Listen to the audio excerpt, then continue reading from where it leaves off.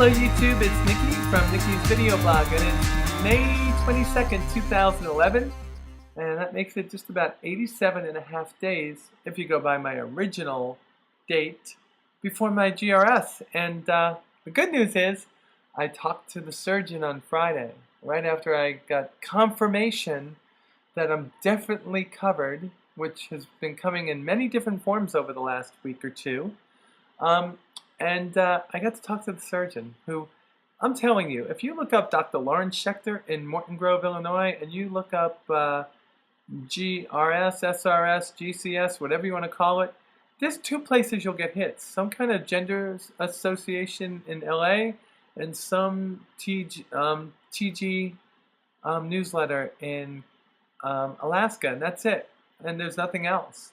But I've talked to some people, and he evidently is an exceptional surgeon, and he hasn't done a lot. Say 20, 30, 50, I don't know. But I know of a woman that is in the Chicago area that has just had it, and she absolutely is aghast, I guess you could say it, with how well he has done her surgery. But I got a chance to ask him a lot of different questions, and my first question was, why are you so stealth?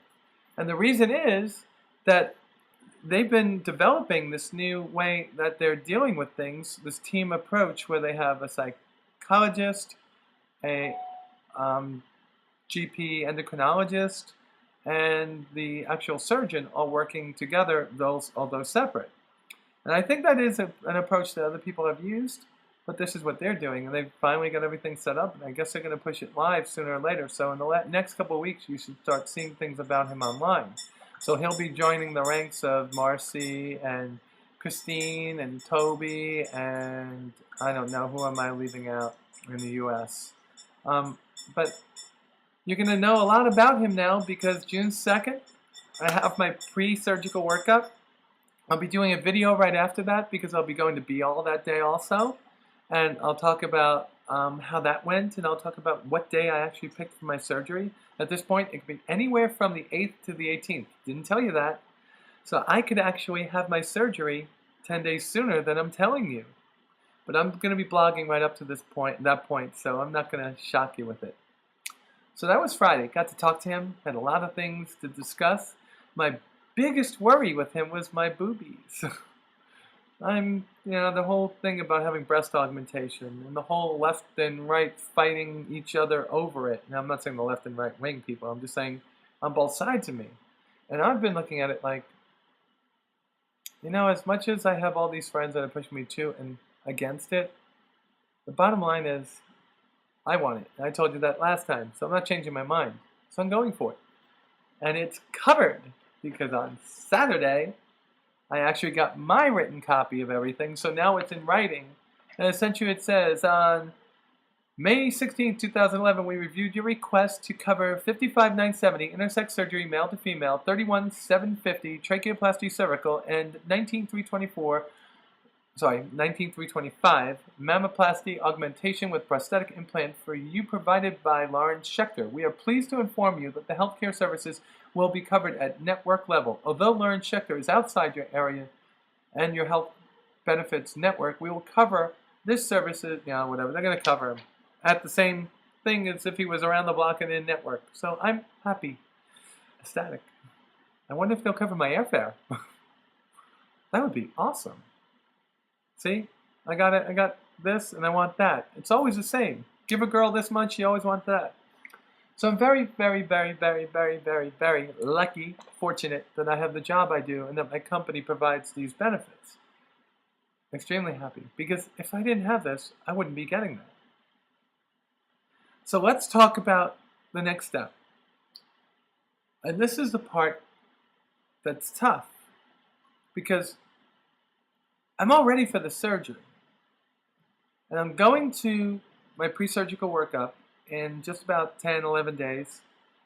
And then I am going to be back. And I have 70, 60 days left before my surgery. Whatever it is, 75. And I really have to start taking into consideration the other people around me. My children, who are awesome, loving, compassionate, brilliant, my children. My twin boys, at 10 years old, and my 14 going on 15-year-old daughter are both concerned, worried, and happy for me. And I want to take care of those feelings that they have because they're the light of my life. And although they have my ex-wife and I on opposite ends of this, the one thing I could tell you is they're very supportive of me. I mean, look at this. I have a name. Nicole Zoe D'Angelo. Please, I have that name. June 13th, Cherokee County Superior Court, Georgia. Take 3 for my name change. And Nicole was given to me by my daughter, and Zoe was given to me by my sons. So they're supportive. It wasn't like, oh, well, this is it. They tried and they picked names that they liked for me. And I'm happy about that. But I'm worried about them because they're worried about me. And it's not for them to be worried about me. I mean, I'll take it, but I shouldn't put them in that position. So I talked about this in the last couple of videos. I want to come back and I want to just spend as much time as I can with them. But the problem arises in that if you look at where I'm at, my ex and I broke up in 2009, April, and I moved out in June. In June, I started cross-dressing and pretty much becoming the person I know I was. And by October, after my suicide attempt, I started transitioning. I told my kids in July of 10. My ex found out in September of 10 and immediately pulled the kids. So here's the two opposing forces, mom and dad. Dad being transgender, mom being someone that doesn't believe in it. And here's the children right in the middle. And essentially they got pulled away from me, and that really hurt them. And it was probably because I didn't do it the right way at first. I should have done it with counseling. They're in counseling now, thank God, and I love their counselor, and she really does keep me in line and teach me how to manage my children's feelings and concerns. But I'm looking for me to spend as much time with my children this summer as I can. Unfortunately, unless I want to go to court with money I don't have, I'm at the mercy of my ex-wife, who I'd have to say is probably still reacting to feeling betrayed, although she did leave me and start dating and move in with another man at this point, and didn't find out until 18 months later. So she had already moved on and started a life with somebody else before she found out about me. So she really doesn't have a right to express her opinion or her concern or discontent. But she might have a right, and I don't know. So I'm kind of like in the middle of like how I feel about this, because I don't want to hate her, but I want to provide the best support I can for my children, and I want to get them back. And that's where I'm at. And I know that's where so many of the male to female transgender population is when they have children. It's like, oh my God, how do you take care of this? And I'm thankful that I have the support that I have from the counselor we have. I'm not saying she supports me fully. What I'm saying is she supports my children fully. And she keeps me in line. So I implore you, if you're doing this, make sure you have a counselor for your children, because there's no way you can do this on your own. You need them. You need them to point you in the right direction. We don't always know what's right and wrong. When I told my kids, without putting them through counseling first, that was wrong, and I know that it was at this point. But they're happy and they're healthy and they love me. They really do. And that's good.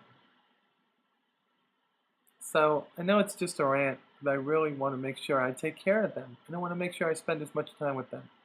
Because when I go under my anesthesia and wake up, they're going to want to hear from me as quickly as they can to know that their dad is okay.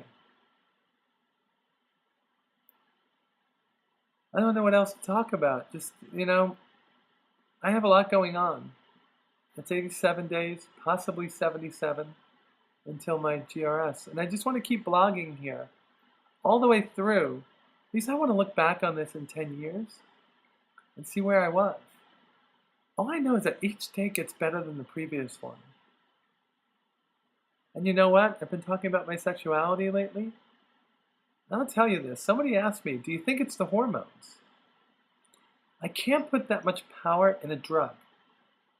What I can tell you is that for me, I think what it did is it opened up the thought process of, here I am, look at me, I'm a girl. And it's okay for a girl to be with a boy. And then that developed into, but it's all right for me to be okay. It's all right for me to be with a boy. It's all right for me to be with a girl. And it's also all right for me to be with another transgender girl. So essentially, all of a sudden, it doesn't matter. It doesn't matter which one. And that's kind of both liberating and scary. Definitely. So, in closing, remember, I mentioned it once before, definitely blogging from Be All, and I'm probably going to have another blog between now and then. But June 13th, which I believe is 3 weeks from tomorrow, is my name change. I want you to give me as much positive energy as you can, because I need that name change. I need my name and my body to be congruent. All right, YouTube, I love you. Thank you so much for tuning in. I will talk to you soon. Bye. Mwah.